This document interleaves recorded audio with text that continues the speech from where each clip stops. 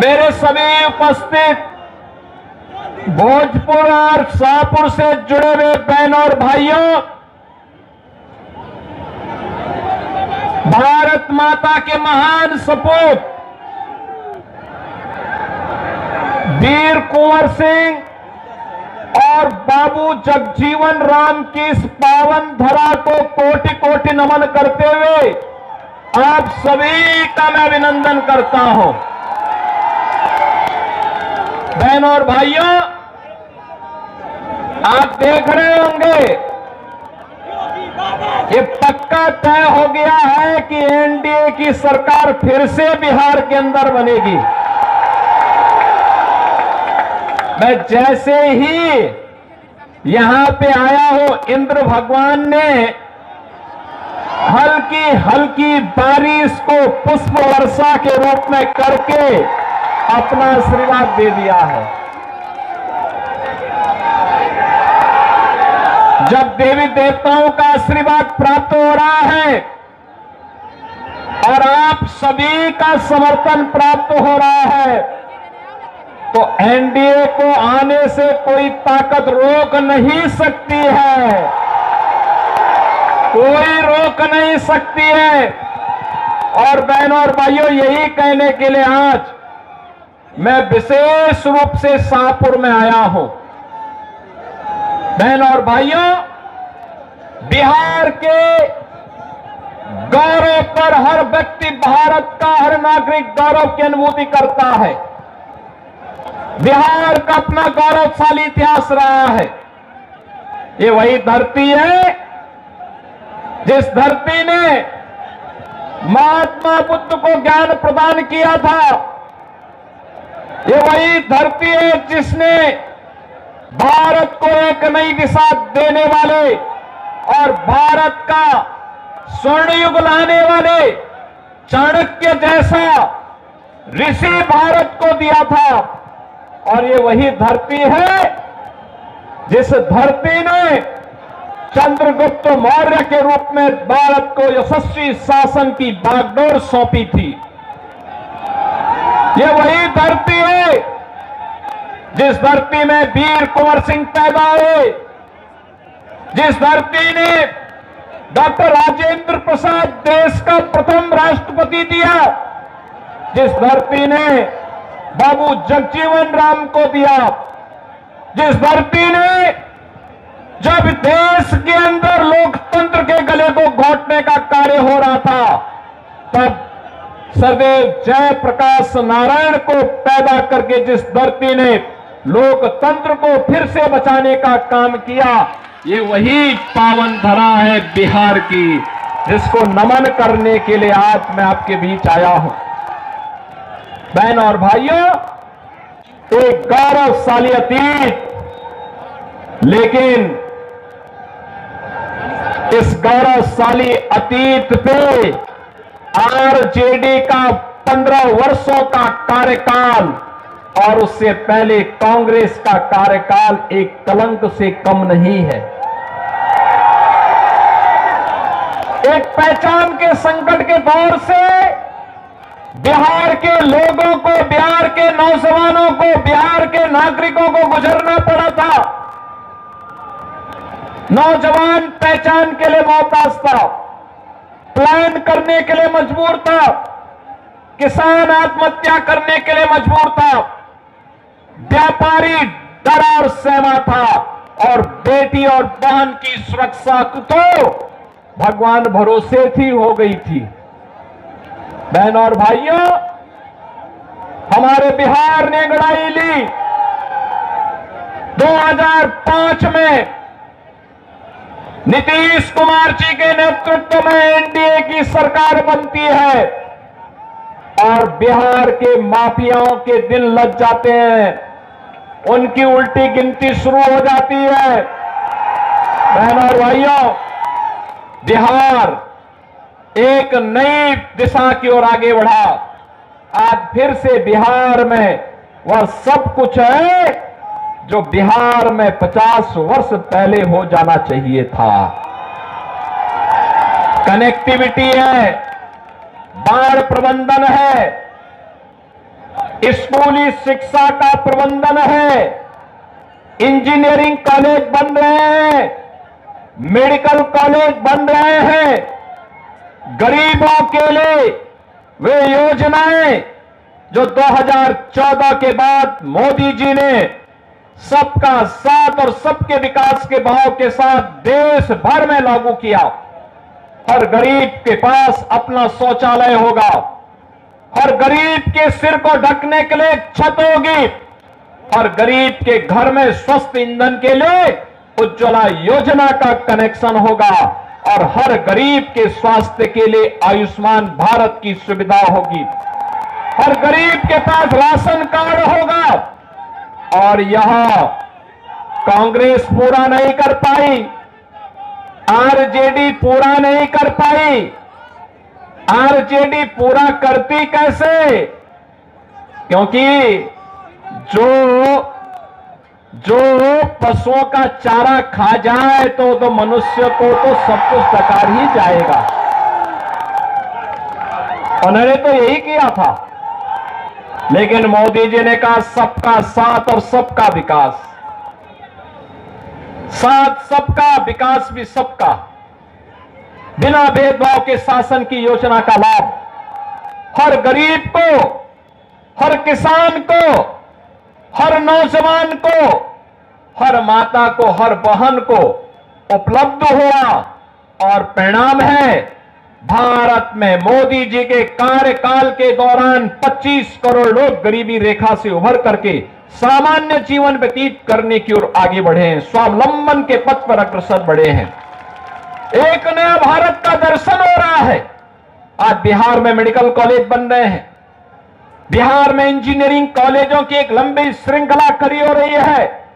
अब बिहार से पलायन नहीं, इंजीनियरिंग ग्रेजुएट निकल करके प्रगति के पथ पर नए बिहार को आगे बढ़ाने का कार्य कर रहे हैं।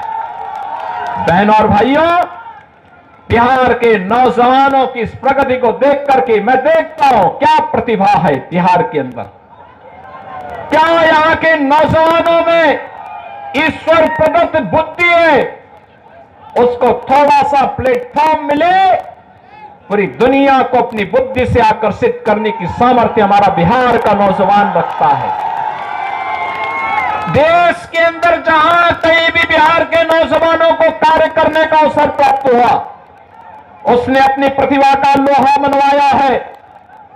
बिना रुके, बिना झुके, बिना डिगे बिहार का नौजवान आज उस क्षेत्र को विकास के पथ पर अग्रसर करता है। लेकिन बहनों और भाइयों, 2005 के पहले परिवारवाद का दंश झेल लाए बिहार अराजकता और गुंडागिर्दी की चपेट में पूरी तरह माफिया राज का शिकार हो चुका था। बहनों और भाइयों, मैं धन्यवाद दूंगा एनडीए की नीतीश कुमार जी की सरकार को, जिन्होंने पिछले 20 वर्ष के अंदर अथक परिश्रम करके उसे उभारने में बड़ी मदद की। आज बिहार को अपनी पहचान है। आज बिहार के ऊपर कोई प्रश्न खड़ा नहीं करता है। आज बिहार के अंदर कनेक्टिविटी है, बाढ़ प्रबंधन है और वह सब कुछ है जो आकांक्षा बिहार के नागरिकों की बिहार के प्रति है। और बिहार को आगे बढ़ाने के लिए यह रफ्तार थमनी नहीं चाहिए। डबल इंजन की सरकार डबल इंजन स्पीड से, बुलेट ट्रेन की स्पीड से बिहार की प्रगति को आगे बढ़ा सके, इसी के लिए आपका आह्वान करने के लिए मैं आपके बीच में यहां पर उपस्थित हुआ हूं। बहनों और भाइयों, मैं पूछना चाहता हूं कि क्या आज तो बिहार विकास भी है और विरासत भी है, इस परंपरा के साथ जुड़ चुका है।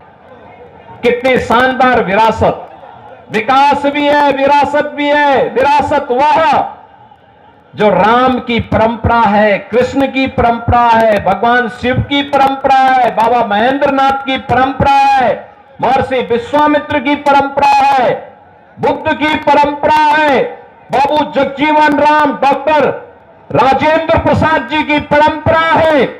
वह हमारी विरासत भी है। बहनों और भाइयों, क्या ये कांग्रेस और आरजेडी अयोध्या में राम मंदिर का निर्माण करा पाती? आप मुझे बताओ, क्या बिहार के लोग अयोध्या में राम मंदिर बनने से खुश हैं कि नहीं है? है कि नहीं है? राम मंदिर बनना चाहिए था कि नहीं बनना चाहिए था? अब मुझे बताओ, कांग्रेस, आरजेडी और इनका एक पार्टनर उत्तर प्रदेश में समाजवादी पार्टी, ये सभी के सभी लोग राम मंदिर का विरोध कर रहे थे। कहते थे, कांग्रेस कहती थी राम हुए ही नहीं, आरजेडी ने कहा कि मंदिर नहीं बनने देंगे, और समाजवादी पार्टी राम भक्तों पर गोली चलाती है। हम कहते थे, तब भी कहते थे, गोली हो या डंडा हो, तब भी हम कहते थे कि रामलला हम आएंगे, मंदिर वहीं बनाएंगे। बन गया ना मंदिर? बन गया ना? कोई संदेह? तो एनडीए की, बीजेपी की सरकार जो बोलती है वो करके भी दिखाती है। हमने कहा था ना, माफिया राज का अंत करेंगे, हो गया ना माफिया। और मुझे अच्छा लगा, आपने बुलडोजर भी खड़ा कर दिया है माफिया के लिए। उत्तर प्रदेश में तो ये ऐसे दौड़ता है माफिया की छाती में कि फिर सपा और उसके पार्टनर्स को केवल और केवल उसके यहां फतिया पढ़ने का ही अवसर मिलता है, बाकी कोई अवसर ही नहीं मिलता है। बहनों और भाइयों, मैं आप सबका यही आह्वान करने के लिए आया हूं कि जंगल राज से बिहार उभर चुका है, विकास और प्रगति के एक नए प्रतिमान को स्थापित कर रहा है, और बिहार आज जिस दिशा में आगे बढ़ा है, यह गति थमनी नहीं चाहिए, रुकनी नहीं चाहिए, झुकनी नहीं चाहिए। इसके लिए भारतीय जनता पार्टी और एनडीए ने यहां से राकेश रंजन ओझा को अपना प्रत्याशी बनाकर के आपके बीच में उतारा है। राकेश रंजन ओझा को विजयी बना के भेजना है ना? बना के भेजना है ना? विकास के जो कार्य बाकी रह गए उनको पूरा करवाना है ना? अच्छे स्कूल चाहिए, अच्छी कनेक्टिविटी चाहिए, अच्छा रोजगार चाहिए, स्किल डेवलपमेंट के सेंटर चाहिए, औद्योगिक विकास के लिए नए नए यहां पर स्थान चाहिए। इस कार्य को आगे बढ़ाने के पक्षधर है ना? पक्षधर है ना? तो ये कार्य मजबूती के साथ आगे बढ़ाएंगे। कमल चुनाव चिन्ह पर श्री राकेश रंजन ओझा जी को भारी बहुमत से विजयी बनाएंगे ना? विजयी बनाएंगे। और यही अपील करने के लिए आपके बीच में मैं आया हूं। आप अगर सहमत हैं तो मेरे साथ दोनों हाथ मिलाकर के बोलेंगे, कमल चुनाव चिन्ह में राकेश ओझा को घर घर जाकर के विजयी बनाने की अपील करेंगे। मेरा संदेश और मोदी जी का संदेशा घर घर तक पहुंचाएंगे। तो फिर मेरे साथ बोलेंगे, भारत माता की, भारत माता की, भारत माता की जय श्री राम, जय जय श्री राम।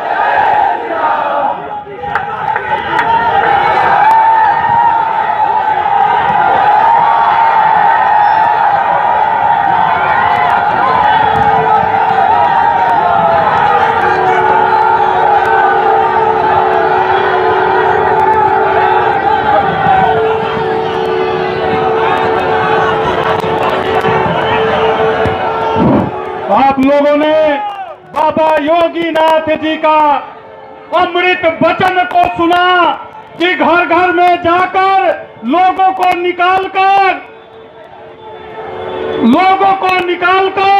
और कमल पर राकेश ओझा को विजयी बनाना है। हमारे बाबा योगीनाथ जी का संदेश है, लड़ोगे बटोगे तो कटोगे, एक रहोगे तो सेफ रहोगे। इन्हीं चंद शब्दों के साथ वाणी को विराम करते हुए सभा की समाप्ति अध्यक्ष के अनुसार करते हैं।